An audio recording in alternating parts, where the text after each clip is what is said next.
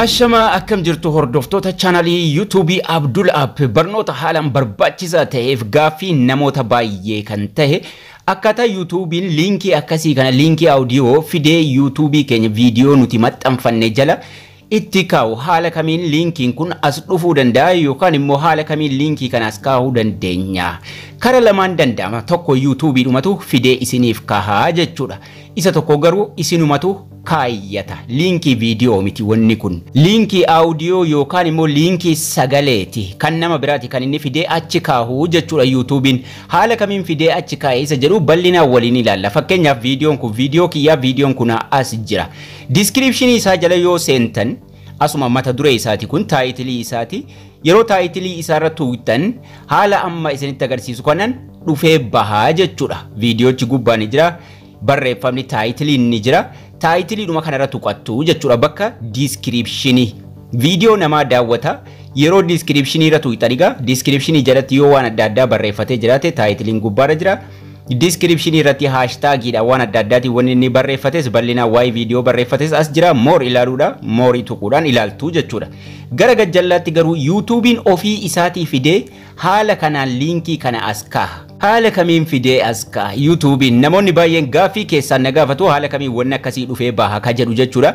Music jedhee song jechuudha mata duree adda addaatti kaa'ee artist album akkasuma laayisansii YouTube eeyyama nuu kennee as kaa'a jechuudha. Kanaafuu audio library fayyadamtan taanaan karaa lama fayyadamuu qabdu jechuudha. Music song jedhee as kaa'a YouTube dhumatu generate godhee as kaa'e kana malee an kaayyadheetii miti. Video kiyyarraa album akkasuma laayisansii xiyya fuula dura jiru yeroo isin tuutan YouTube audio library on behalf of YouTube audio library sagalee audio library keessaa fayyadamte nun jedha. Music jedhee jala isaa jira. Kanagaa kan isin argitan description namaa jala tuquudhaan taayitilichumarra yeroo isin tuutan jala isaatti fidaa jechuudha. Ofii keessaniis fayyadamtan yoo ta'e haala kanaan isinii baasa. Guddina video keessaniitiifis chaanalii keessanii baay'ee bareedaadha. Akkasuma YouTube maalis akkasiin fayyadamtanis irraa isin beeka. Muuziqii kanarra yeroo tuutan muuziq mata duree jedhu jalaarra yeroo isin tuutanii seentan mata duree sadii qofa qaba. Akka keenya waa hedduu hin qabu. YouTube generate godhe waan ta'eef hoomii community fi abaawotii qofa gara miiliyoonii nama miiliyoonii 117 namni subscribe godhe jiru. Kanaafuu sirba asirra jiru kana video keessan irratti haala barbaadanii itti fayyadamuu dandeessu jechuudha. Moonis taatanii jechuudha. So description irra tuuxaniiti kan isin waan kana argitan.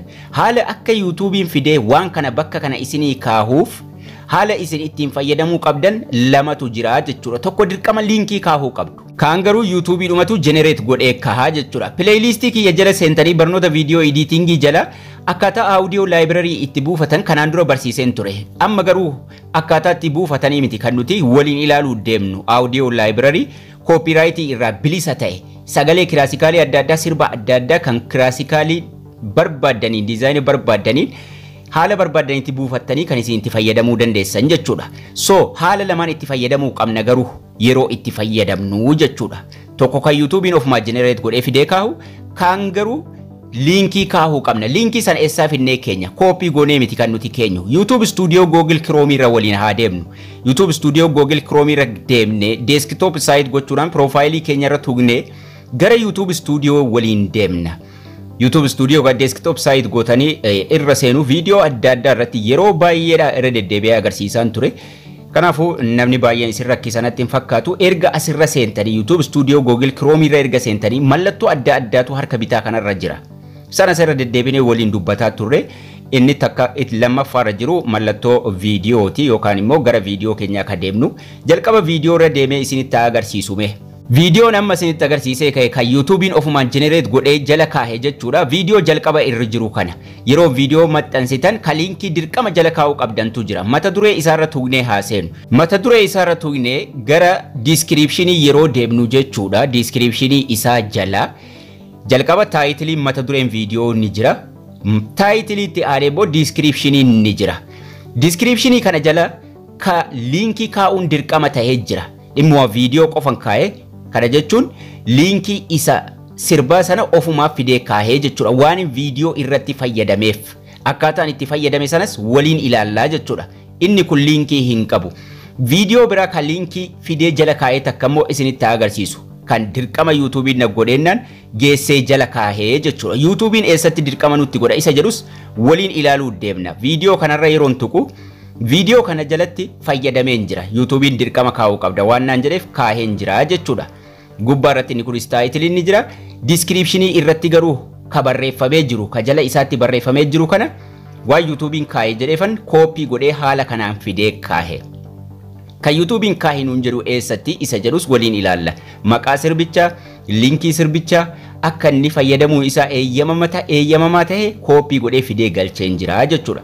Kanaafuu kana fidanii koopii godhanii asitti galchuun dirqamaa jechuudha yeroo sagalee sana fayyadamnu. So mee duuba deebinee gara audio library waliin deemnee haa ilaallu. Wanni linkicha kaa'ee figaa waan viidiyoocha irratti fayyadameef sagalee isaa. YouTube Studio dhumarra akka seentanii mallattoo adda addaatu harka bitaarra jira. Mallattoo kana keessa inni jalqabaa dashboardiidha. Dashboardii itti aanee bakka viidiyoon nuti maxxansine jiru inni itti aanu playlistiidha. Achi itti aanuudhaan channel analytics fi commentii akkasumas subtitle fi bakka copyright irraa ilaallu bakka money irraa gunu yookaan mallattoo doolaara channel customization isa dhumarra tuqanna audio library. Mallattoo isii dhumarra jirtu yeroo tuqannu haala lamaan argachuu dandeenya audio. Sagalee audio library tuqnee asitti classical isa ta'u sirba adda addaa argannu kana next godha waan barbaanne akkasuma mata duree isaa ni beekna taanaan maqaa isaa search godha itti fayyadamuu dandeenya jechuudha. Daqiiqaa barbaanneen kana yeroo fayyadamnu haala kanaan dhufee viidiyoo keenya jalatti baasaa jechuudha. Yoo download goone viidiyoo keenya jala galfanneerra ta'e irra tuqnee taphachiifna nu ta'eera taanaan jala kana download jira. Download goone yeroo viidiyoo edit goonu jalatti fayyadamnaa jechuudha. Bakka kana bakka search kanarratti search or filter library bakka jedhu kanarra mallattoo kana tuquudhaan isa sana isa jalqaba YouTubein ofumaaf galchaa jechuudha. So asii mata duree adda addaa jira dhuma irratti waa lama nuuf kenna. Kana jechuun attribution not required. Inni jedhu kun akkuma audio library gadleen waan gadi buufannu linkii kaa'uun dirqama keenyaa miti YouTube'it ofii generate godheeka. Isa lammaffaa kanarra attribution required isa jedhu kanarra yoo keenye sagalee achira jiru classically sana download goone viidiyoo keenyatti fayyadamuu barbaanne dirqama linkii kaa'uu qabna. Attribution required irra yoo keenye jechuudha. Classically as jala jiran money taanes fayyadamuu dandeenya mirga keenya. Feenu isuma qofaan dalaguu dandeenya. Fakkeenyaaf viidiyoo sagalee kanarra haa tuqu. Download yeroon godhu YouTubein maallaan jedha linkii kana koopii godhadhu nuun jedhee dirqama nutti godha. Kan hin download godhadhe classically hin barbaadu achi keessaa barbaadadhe yookaan sagalee sirba waan hin barbaade viidiyoo irratti fayyadamuudha yeroon download godhadhu download godhamee jira. YouTubein maallaan jedha Creative Commons attribution. You can use this audio track in any of your video. Video barbaadde irratti sagalee kana classically kana barbaadachuu dandeessa. Money taates yookaan immoo viidiyoo money taatee maallaqa irraa argattuttis fayyadamuu dandeessa. Garuu nuun jedha linkii kana koopii godhadhu nuun jedha waan sanduuqa kana keessa jiru guutuu isa koopiin fuula dura isaa jira. Koopii kana tuqachuudhaan koopii godhadhu. Yeroo viidiyoo edit goonu classically kana viidiyoo keenya irratti fayyadamne taanaan linkii koopii godhanne kana dirqama eessa keenya descriptionii jala kaa'uun dirqamaa jechuudha. Kanaafuu YouTubein kaffaltii nama sanarraa fudhata waan ta'eef jechuudha. Kanaafuu classically kana fayyadamne taanaan akkasitti koopii godhadhu nuun jennaan koopii godhannaa jechuudha. Koopii godhannee viidiyoo irratti geessinee fayyadamna.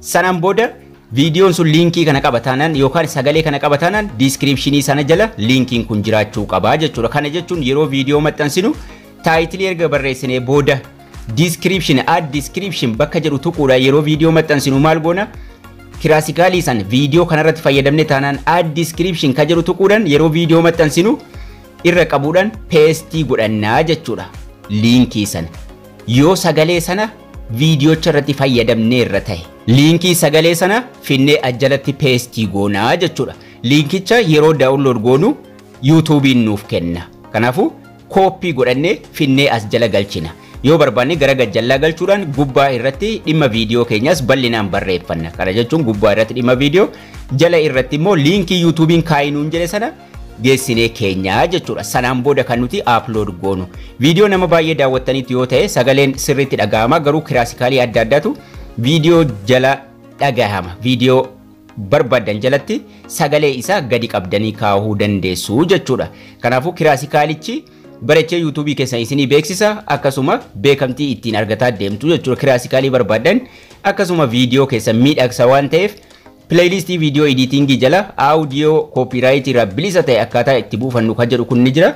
San buufachuudhaan itti fayyadamaa isiniin jedha. Haala salphaa ta'een fayyadamuu dandeessu. YouTube'n generate godhee fidee achi jala isinii kahaa jechuudha. Buufadhaa itti fayyadamaan isiniin jedha. Barnoonni keenyas kana fakkaata. Haga barnoota kutaa itti aanu walitti deebinutti turtii gaarii nagayaan tura.